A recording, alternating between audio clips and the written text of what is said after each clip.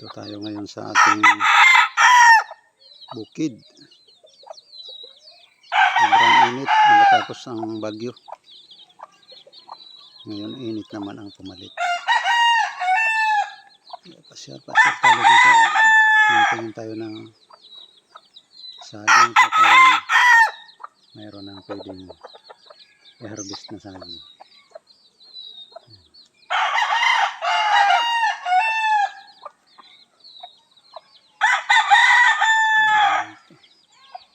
Meron tayong ditong konting manok,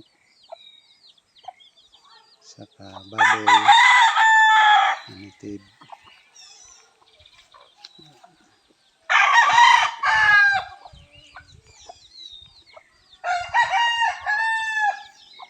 Ito yung kung tawagin dito sa amin ay ularo. Masarap yung kainin ang laman niya. Ayan. Pagkain lang ng baboy. Tapos ito mayroon tayong kamuting kahoy. Ayan.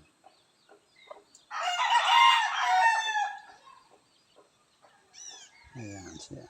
Pwede nang i-harvest ng mga kamuting kahoy. Ayan.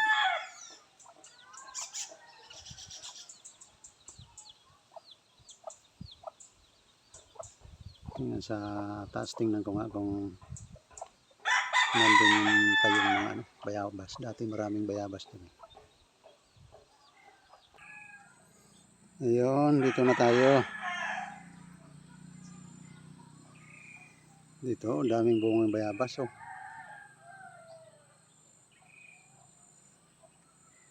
Yan. Maraming bunga. Halos nabulok na yung dami ng bulok na bayabas na sa sa lupa. Walang nakakapuntang mga bata dito ata.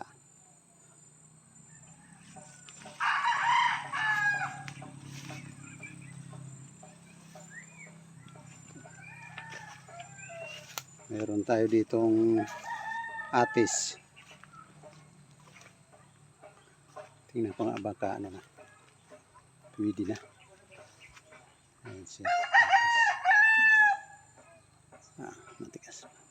Kasi nung pumunta ko dito nakarang buwan, 4 na bunga yung nabulok dito. Sayang lang. Ayan, meron pa dun.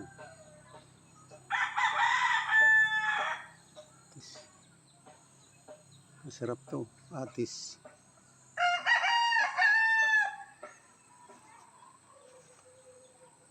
Ayan ang ating dami ng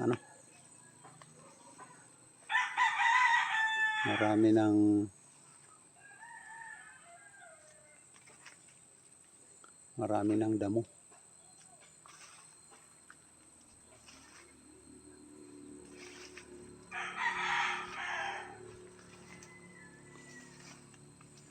Ayan, papaya. Dati malaki yung papaya dyan.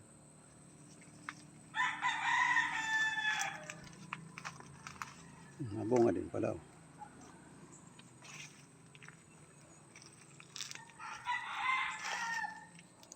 Mayroon tayong mga lakatan doon. Kaso dami ng damo.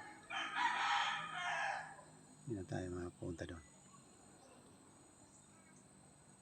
Ito ang buhay sa probinsya, mga idol. Ayan yung National Road.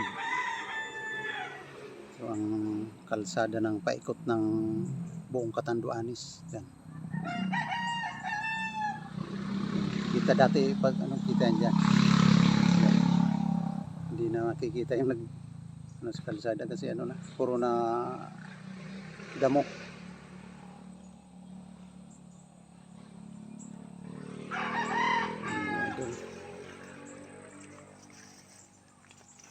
Ito yung linalaga to, yung sambong bang sa Tagalog, sambong. Ayan, napaka Lago ng dahon. Gamot daw to sa ano, UTI. Marami yan dito.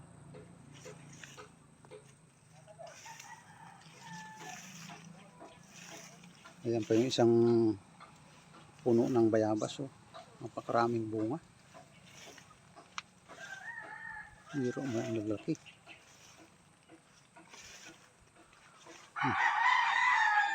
Ang lalaki ng bunga.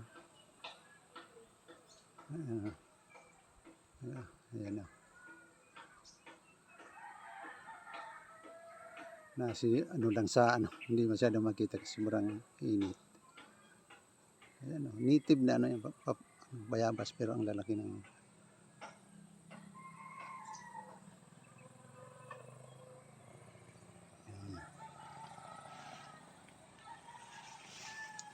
mga pinya tayo dito bago pa lang mamunga.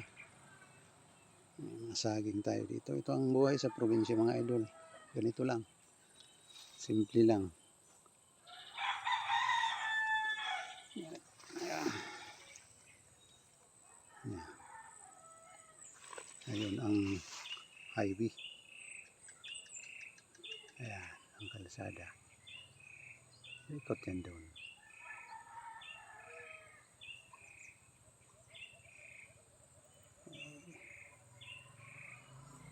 Dati may kubo ako dito eh, kahit may kulungan pa ako dito ng mga dati. Yan pa nga yung wire ng kuryente. Oh. Hindi pa na dyan nakatayo yung kubo ko dati. Okay mga idol, hanggang dito na muna ang ating video. Maraming salamat sa panonood. Paki-subscribe naman ng channel ko. Maraming salamat mga idol.